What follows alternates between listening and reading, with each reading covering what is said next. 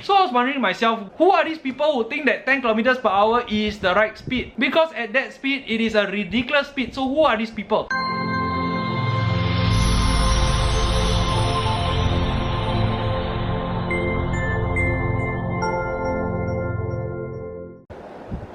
Hey guys, welcome to today's vlog. I've been actually reading about this article. Like, I read this a few times already and I'm reading it again because every day we need some laughter and something to make us laugh. So I read this all the time and yeah, it has never failed to, make me laugh. In the last video, we actually talked about reality of what is being published on the news and what really happens on the road. What we experience on the road, okay? Whether you're a cyclist or anything. Basically, you are on the pavement but you are not a pedestrian and what really happens. We also talked about this category of people who are just in their own world but they just are unaware of the things around them.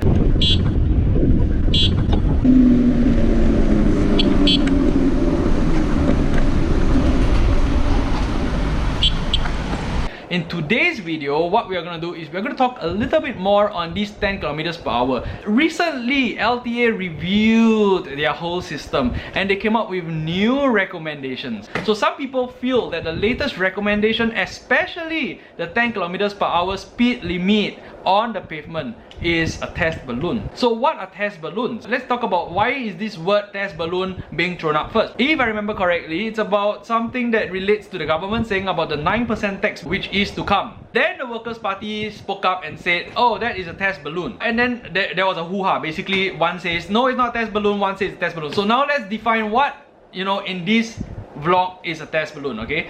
The word test balloon really refers to an idea or a statement being thrown out to test the reactions of people. So imagine this. I want to promote eating apple is healthier than pears. So I bloat up a huge balloon that says eating apples are better than pears. And I float it all the way up to the center of Singapore. So huge, the whole world around Singapore and in Singapore can see eating apples are healthier than pears. Then I sit on the ground and I wait and I see, oh, do people complain? Maybe I sit at a coffee shop and I hear, wow, everybody's complaining. In the vlogs on Facebook, people are complaining. This is stupid, I love pears more than apple. And from that ground sentiment, I realized that, oh shish, this is a bad statement. Maybe I should refine it better. Maybe I should change it. Maybe I should rephrase it. And that is the meaning of test balloon. It's like releasing something to test the ground and see what is the reaction on the ground. The ground is really very shaky. People are really unhappy. People are talking a lot about it. And it's, such a ridiculous thing to the point where it becomes like a comedy and a joke. First of all, I realized that they actually released a formal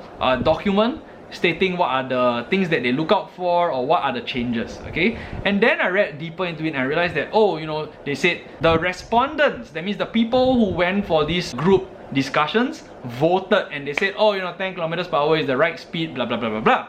So I was wondering myself, who are these people who think that 10 kilometers per hour is the right speed? Because at that speed, it is a ridiculous speed. So who are these people? So I went to check online. I went to read deeper into this document and this is what I saw. This is the one that is on Facebook, but of course there are some that are released on websites and more.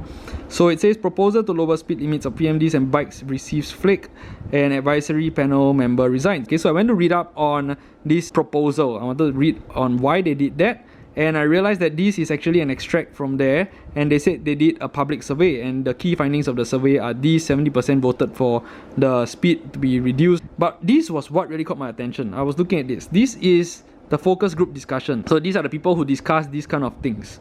And I was looking at the pictures when I realized, okay, let's put this aside. What really caught my attention is this. Why is everyone in this group so old? Look at this guy. I mean, no offense to anyone down here. It's not wrong being who you are or what age you are. But my question is, how can you be voting? It's like, before I comment more on this, let's just look at this, okay? Look at the age of these people. We have this.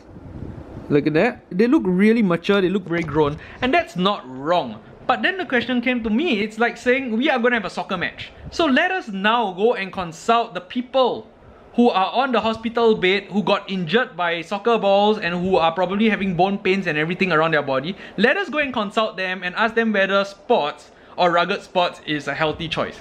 And what kind of votes do you expect from these kind of people? I have no idea what these people voted, but that is the first thing that came to my mind. Like, why on earth are you carrying out a vote among people who are of such an age? Then of course, they would think that 10 kilometers per hour is already speeding. This is probably the group of people who sit on the rocking chair and think that it's already moving as fast as a roller coaster. Or sitting on a wheelchair and thinking that the wheelchair already feels like a roller coaster or speeding car or Ferrari. In the first place, I'm very quizzical on this group discussion because first of all, who are these people from the group discussion? No one whom are active users of this that I know of. I don't even know whether they claim to use, but we don't see them on the road. It's not somebody whom we know who is actually in the group. It's always somebody whom we have no idea who they are. The second thing is that these people don't look like they would dare to go more than 5 kilometers per hour. They look like those kind who sit in the bus and hold very tightly, being very afraid to fly off the seat the moment the bus brakes. So these are the things that come to my mind. I mean, I'm looking at the picture now and I'm like, these people don't look the proper age to be, you know, in the first place in this discussion group. And if you were supposed to ask this bunch of people to vote, of course they are gonna say that 10 kilometers per hour is way too fast, of course. You know, so how can we have a vote or question these respondents in these discussion groups if they are not the actual people or the right people to be questioned on these issues? So after this, I decided to look a bit deeper because obviously the news that talks about this panel, you know, I think it's an advisor, he actually quit. He was a cyclist himself. He felt it was unfair, he felt that it is not something that one can adhere to, it's not something that is reasonable. That's one of the few reasons I know that he actually stated and he actually quit. I may not be very accurate with this because I'm not reading directly from the thing, but he says that the actual way would be something like once you go close to people, you slow down and then you give way, something like that, you know, learn to slow down and give way. And I would totally agree with something like that, you know, you go and when you see people, you learn to slow down, which is very agreeable to my previous blog.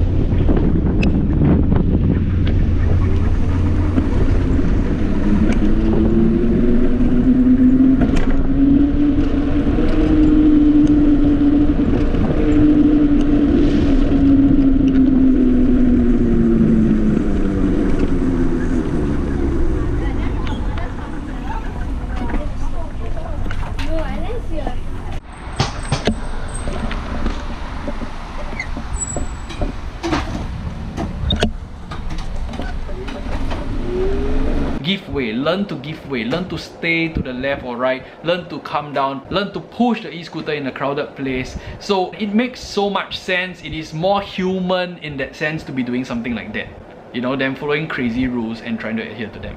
But what really mattered to me in this whole situation is this. It feels like every time the government sets up a group of people, whether you call them focus groups or whatever group it is, to discuss on certain matters, every time there's a group of people who discuss on this, there will be people who agree and disagree. And those who disagree will end up leaving, quitting or getting kicked out or whatsoever. But the main point that I'm trying to make down here is that the people who are left in this group, they end up being the like-minded people who make the wrong decisions. You get it?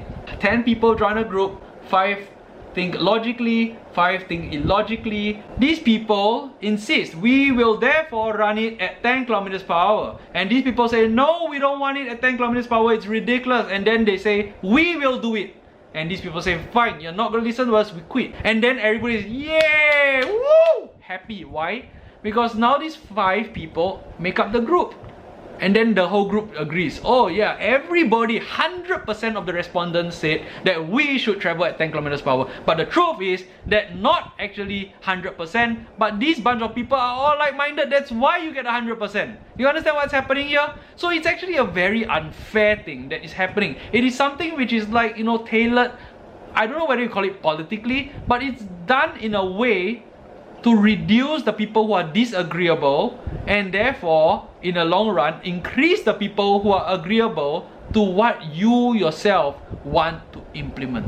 And that is what I feel is happening in this whole issue. Okay, so that is the first point. First of all, I feel that in terms of their so-called recommendation, they are getting a whole bunch of people who are less relevant to the whole thing to make a decision on whatever is happening to the rest of us, which is really unfair, which, you know, once again, this is Singapore, you know what that means? It means that they set the rules and we just suck thumb. We cannot do anything about it because nobody dares to do anything. Right? That is what Singapore is. They just throw a law, whoo, and then all of us, oh, we can't do anything, let's go and just complain, let us just speak up, but hey, nothing happens, okay? So suck thumb, nothing happens. Why? Because this is Singapore and we all accept it this way. So it's a good thing, right? I don't know. whether you like it or not. The second thing which I want to talk about is actually this 10 kilometers per hour recommendation. I actually did a calculation. You know the 2.4 run? There's a test, okay? For you, if you're non-Singaporean, we have a test in Singapore which is what we call the 2.4 run.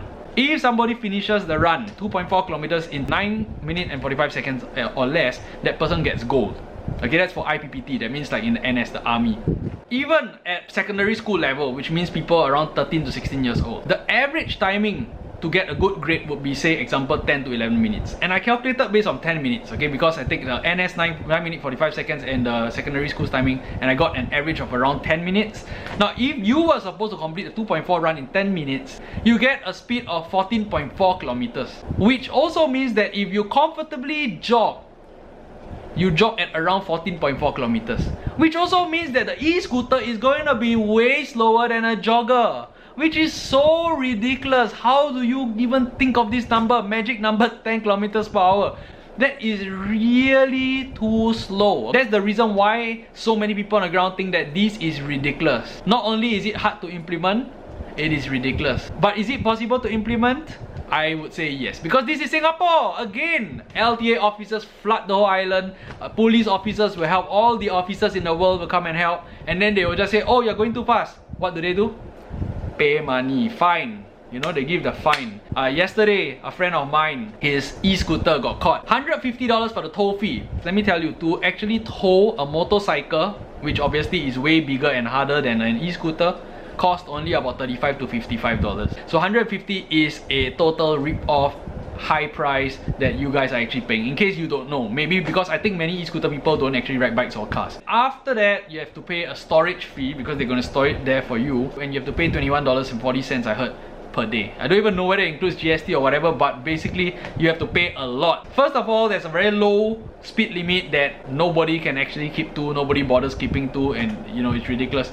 But they will send their officers around the whole island, and where do they get the money to get so many officers? Where? I was wondering, where do they get the money? That's a lot of money to get so many officers. Then I realized, hey, taxes are increasing, things are increasing. Water tax increased by 30%. Electricity tax also increased. Everything is increasing. Not bad. Quite a good business plan actually. Whether or not this is true, I'm not too sure. I'm just sharing my thoughts. Like I said, it's my own opinion on this. If you guys agree, please let me know in the comments below. If you disagree, also let me know in the comments below. Like, once again, this is my vlog. I'm just sharing my thoughts of it, things that I speak to people about, and these are some of the things I actually shared by them. You know, I'm just putting in words. Share your opinions on this issue, and maybe when they watch this video, they'll see, hey, like-minded people are thinking like me, or maybe people disagree with me, and then you guys have a very nice conversation and discussion and come to a good conclusion. 10 kilometers per hour is really too slow, and even joggers go at around 14.4 kilometers per hour. Having said that, no matter whatever we want to argue or say, e-scooters are supposed to go at the speed now of 10 kilometers per hour on the pavements, and that is ridiculous because you need momentum to keep a two-wheel device standing straight. If you were supposed to reduce the speed so much, it will make it very hard to balance. It would make it very, very dangerous. So I don't believe in them saying that by reducing the speed, it increases safety. Okay, so what is my personal opinion on this? I actually wrote into LTA, they haven't replied to me at all. It has been, I think, about 2 weeks already. They haven't replied because I told them that having this weight limit of 20 kg is just not practical in the first place. Whether you want to talk about it in a scientific way or logical way, 20 kg for an e-scooter doesn't make any practical sense. The weight of e-scooter is dependent on many things. If you want to increase the lack of safety in Singapore, if you want more accidents to happen, decrease the weight. Okay, and I've spoken to sellers and they agree with this. Some of them even tell me themselves that even the people, the factories who make these e-scooters tell them that the lighter the e-scooter is, there's also a risk for some e-scooters to be more dangerous. If you're not an e-scooter user, listen to this and you'll be surprised at how silly it is if we want to try to reduce the weight, okay? Why is this important to you as a non-e-scooter user if you are one? Is because you have to understand the reality of what's happening. You don't just listen to one side of the news and say, oh, you know, it has to be 20 kg, otherwise it's dangerous. Listen carefully to why 20 kg or below can be dangerous. The first reason is because to reduce the e-scooter's weight is dependent on many things. The battery size, cutting off certain parts of the e-scooter, removing certain motors of a e-scooter. Maybe one e-scooter comes with 2 motors, you remove one. Or even the suspension. Now, if you remove the suspension, this would mean that when you go onto curbs or whatsoever, things that you have carrying on yourself or maybe even on an e-scooter will jerk in a very tremendous way. Okay, so that itself is dangerous because I've seen people with bags there and it jerks and the bag just swings. Because of the momentum, it almost swings the bar aside. Why? Because the e-scooter is way too light. If you were supposed to remove certain parts of the e-scooter, say you remove the suspension or even the bar, you know, the center stem bar where they hold the handle, some of them actually cut off the bottom so that it becomes shorter. But think of it this way. If this is my holder, the stem that's holding the e-scooter to the ground, and I have a bar that is this long and it goes in all the way. Let me show you an exposed view, okay? It goes in all the way. What this does is it gives stability because it holds the bar entirely. So the way to reduce weight in this case of cutting the stem to be much shorter, this way, would mean that less of the stem goes in here, into the holder, which means that this area has more to shift. Third thing that I can think of now is the battery, because they disallow people to have a heavier weight e-scooter. And when I say heavier weight, I mean around 25 kg. Because of that 5 kg, many have to reduce the battery size. And then you may be saying, oh, reduce it's okay, you know, just travel shorter. The problem here is that even the shops are reducing it to a point where the batteries in the e-scooter can travel only 1 to 2 kilometers. Would you actually want to charge your battery for about, I don't know, 1 hour just to travel 1 to 2 kilometers? I think you would rather walk. Most people would rather walk. So what happened? Most people will definitely want to have an e-scooter that can travel further. I mean, if you have a bicycle or any travel device, you will want to travel further, right? You want to do your marketing, travel to certain places, enjoy the park or whatsoever, just enjoy the breeze, or maybe even collect something from your friend. So what do? They get external batteries, and then they hang the external batteries at the front of the e-scooter. And then again, that weight at the handle makes it harder to control, makes it dangerous. So at the end of the day, every of their recommendations, everything about reducing the weight here and there, makes it just more dangerous. Reducing the speed makes it dangerous, reducing the weight makes it dangerous. By asking people to make it lighter, by making people reduce the weight of their things, hanging external batteries here and there, actually makes the whole situation more dangerous. So who ends up gaining from this whole thing? Think about it. This is my opinion. Putting this whole situation in a position in which makes it really ridiculous for many people to follow. People will not be able to follow because they need to travel distances, they need to do certain things, maybe do household chores or whatsoever. Because of that, majority of these e-scooter users or e-bicycles or even cyclists, majority of them become in an illegal state. And then the police, the LTA, everybody will come and flood and catch everybody, and what happens again? You pay money, you know, pay money for toll, pay money for storage, pay money for fine, pay money for everything and anything you can think of. That is the only thing, in my personal opinion, really that is happening, you know, that can really benefit from this whole ridiculous situation. What are your thoughts on this? Let me know, alright? Help me like this video, share this with your friends, because I really want to know what they're thinking of. And actually, without these rules, it's actually way safer. Much safer for pedestrians and people. Like, first thing is, don't just trust the news. Second thing is, I have no idea where this focus group comes from. Maybe you guys know, maybe you guys can share with me, but I think it's really ridiculous and it doesn't really make sense at all.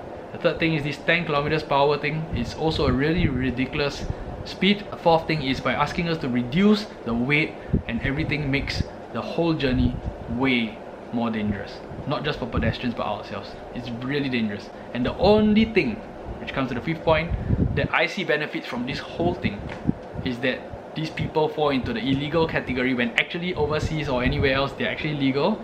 They become illegal and they have to end up paying fines. Fine. A lot more fines. Hey, but just think about it. You're just paying a $5,000 fine, $2,000 fine, but the government gives you $300 per year for GST vouchers. You pay about $2K and you get about $300 to $600 back. Benefit, right? Anyway guys, these are my thoughts on these issues. Share your thoughts, I would like to know, alright? Help me to like this video, share it with your friends, ask them to actually let me know what their comments are or what their thoughts are on this whole situation. And if you are an e-scooter user, what are your thoughts? And if you are not an e-scooter user, what are your personal thoughts? It's okay, no right and wrong, okay? Just share it, be civil, and no vulgarities, right? Stay cool, stay awesome, and be aware as always. Bye!